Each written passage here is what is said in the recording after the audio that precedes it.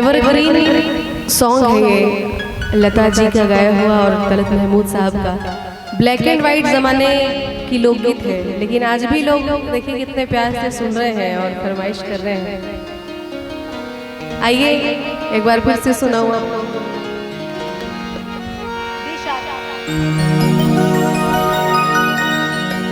हरी लाले लाले होठवा से बरसे ललैया की रस चुएला, लाले लाले होठवा से और बरसे ललैया की रस चुएला, जैसे